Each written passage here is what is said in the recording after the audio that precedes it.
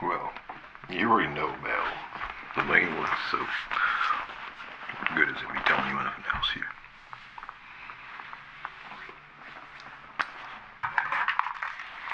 What's this here?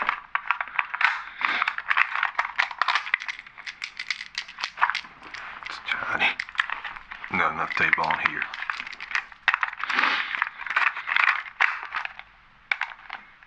Testing, testing. 1, 2. On. So let me get this straight in my head. If I tell you about the other bodies, where they are, and cooperate with you, I can smoke as many cigarettes as my lungs can handle. Well, you got yourself a deal, Mr. Federal Agent. You got a PP? Pen. If I want to write something down, show you on a map. Okay, good. Well, I'm gonna roll a cigarette. Why you're interviewing me anyway? You already got what you need. Well, I'm gonna say some things that you're gonna like. That's for sure. Some things you won't believe.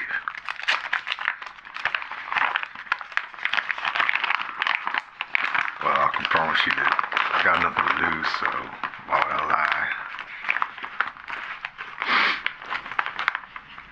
I gotta make a deal with you. If you believe everything I say, I'll testify against myself. That's a promise.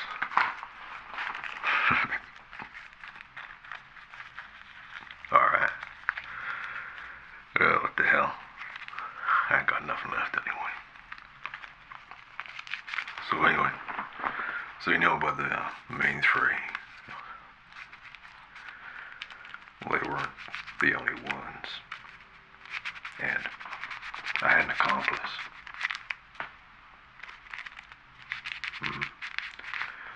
Still roaming free out there.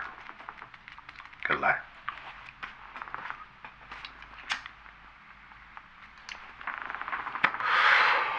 Oh. Man. Cigarettes taste of freedom. Yeah. That's right, an accomplice. Well, not in the traditional sense, anyway. A little bit strange, but this is the part you won't believe, so maybe if I start with the part that you will believe, it'll make the rest easier to stomach. So you got the bodies. Yeah.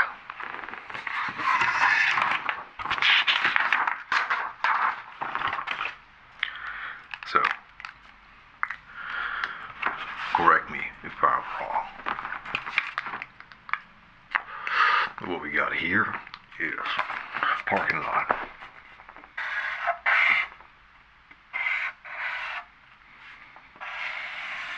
Now here, you got the parking spaces at perpendicular, diagonal levels. Now, my vehicle is parked here, the van, and there was, I believe, correct me if I'm wrong, a motorcycle here. Okay. Now, there were some bushels here, represented by the squiggly line and a verge, or decline and declination. Now, when your boys showed up, they went straight across here, like that, down the verge. And that's where they found the fresh kill, right here. And as you went further along, there was a treat area here, the beginnings of a forest or whatever. It went around here to the back of the lot here, and then out to urban areas and whatever. Anyway, he found the other body buried here. And there was another gravesite here, but there was nothing to do with me, but you attributed it to me. But it doesn't matter. That's okay. So, you got another piece of paper? Well, let's imagine that this is a continuation of that event, okay? So, if you continue down, which you did not, you get to this wasteland. It's like a lake. Here, lots of weeds and vines and stuff like that. And a sandy shore. Here. Water, a body of water. Here, okay? Now up here is the entrance to like a junkyard. And that junkyard is where the other 12 bodies are buried. Here. Okay? So you want to go back there, canvass the area. And bingo. That's where you'll find everything. Okay? Is that helpful?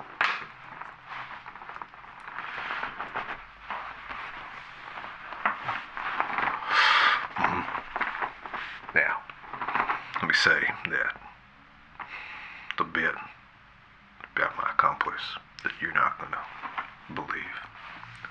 I just want you to listen to me with an open mind, okay? You ever heard of Gashadokuro or Gashadokuro? It's this ancient Japanese myth. Yeah, I hadn't heard about it either. Well, I'm getting to that. So, this Gasha, as I call it, it's like a skeleton. Okay? Like, huge. Bigger than me, bigger than buildings. They live underground. And they come up. And they're scary. Okay? Like their jaws, when they open up, they're just higher than me. Like I'm tall.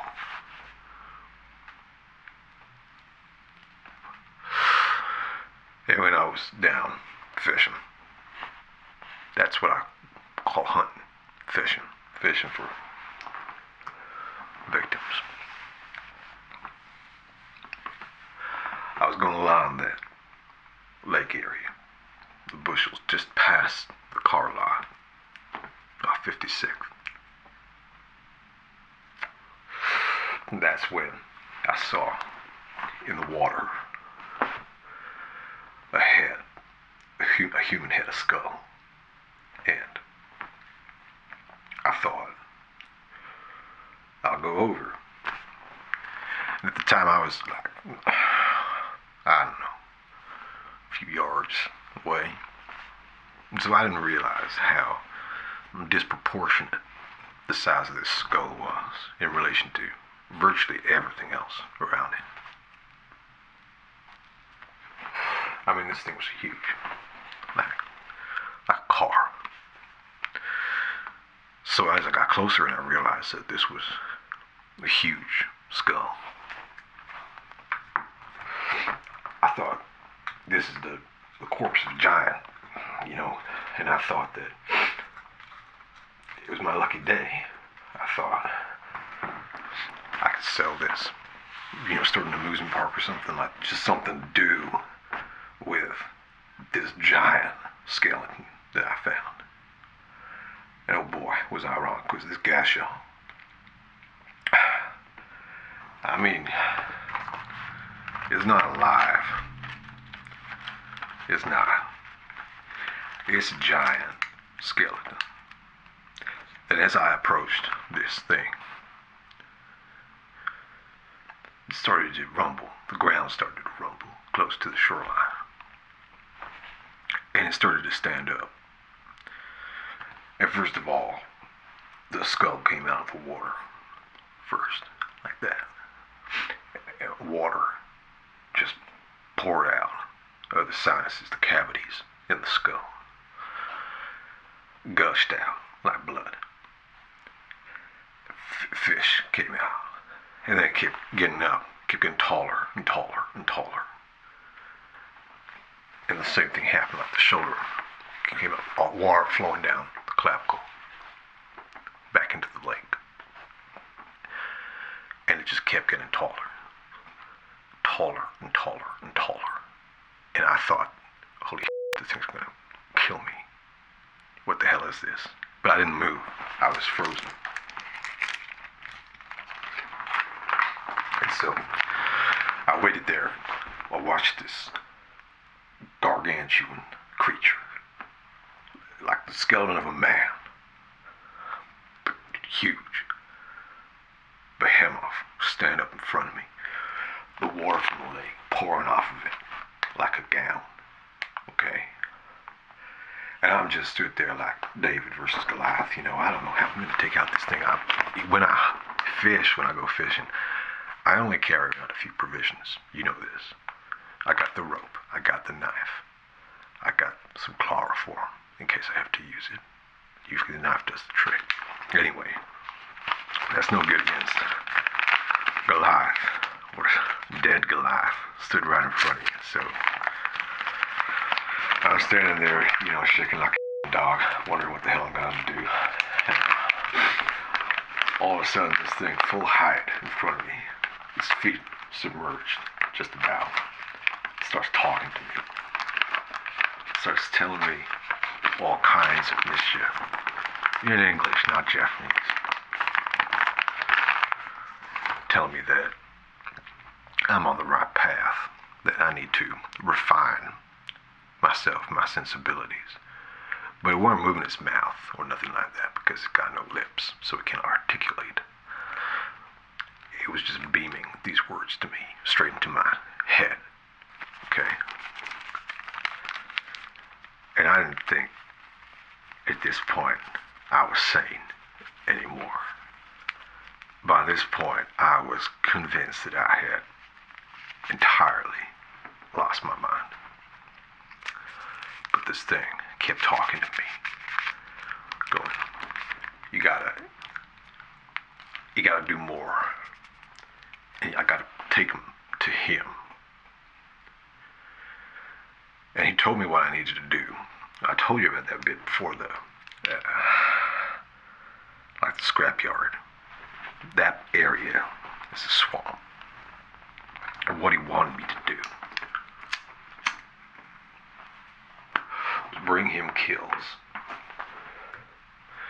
so that they could decompose and he could eat their skeletons. See, I told you wouldn't believe me, but it's true. This Gashadokuro, okay? Giant skeleton. The scariest thing I've ever seen, I'll tell you, okay? Yeah, and I see some.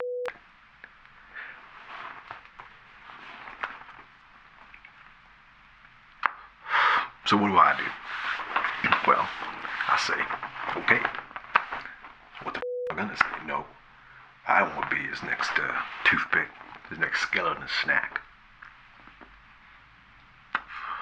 And that's when I upgraded from being a fisherman to becoming a hunter. And that's when I killed more people. To feed the Gasha.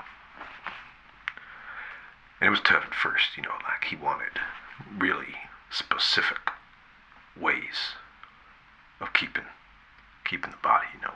So he wanted me to basically use minimal violence. And so that's when I started bleeding out my victims. So I would catch them, chloroform, whatever, and then I would slit their throat, you know, bleed them out like a goat or something, halal style. But that wasn't good enough. I took him 2 of them, and he would complain that without the blood, there was no flavor in the bones, which I didn't even make any sense to me, you know. goddamn stuff. He's just eating the bones. Anyway, so he wanted me to start killing them without knives, basically, with no violence whatsoever. And for me, that's no fun. The whole point of getting into killing is to enjoy it, you know, to really get a buzz out of it, psychosexual satisfaction or whatever, you know. And so I started using injection, but this didn't work for him either. He said that basically it poisoned the bones. I mean, this Gasha was some kind of gourmet. Like, he had so many demands. I was like, yes, sir. Yes, sir. You know, do you want me to soak the goddamn skin, you know, get a little crispy? So eventually what had to happen, and this is where you'll find the main burial pit, is in that lake. I had to bring him living victims. So I had to take people who I found down to the lake and present them to him.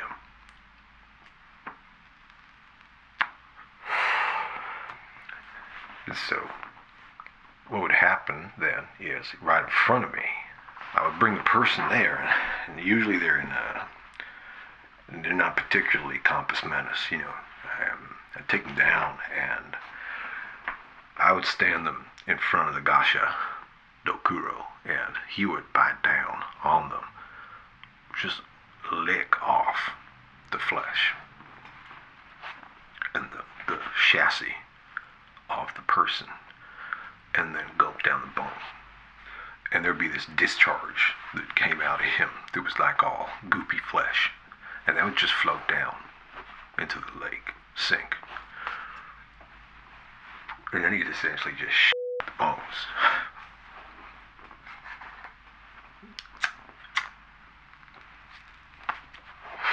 Anyway, I did this like 5 or 6 more times for him.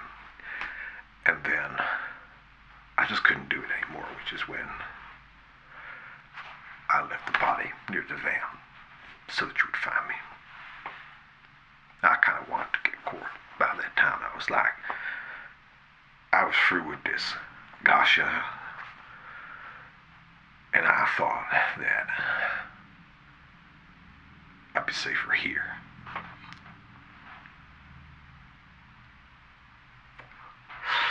Well, you don't believe me. I know that, but what if I was telling the truth?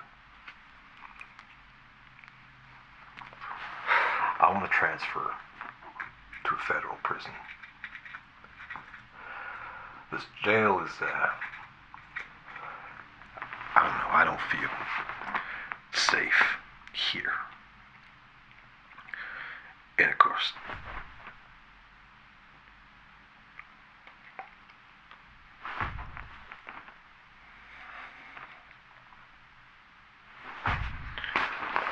listen, Mr. Agent, we gotta get out of here now.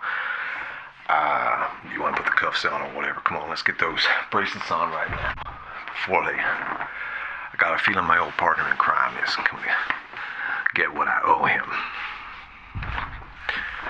If you don't believe me now, you'll believe me later, but we gotta go right now, okay? You gotta believe me on this one, Mr. Agent. Son, we're gonna die if we just stay here. You gotta believe me, okay? Oh, shit.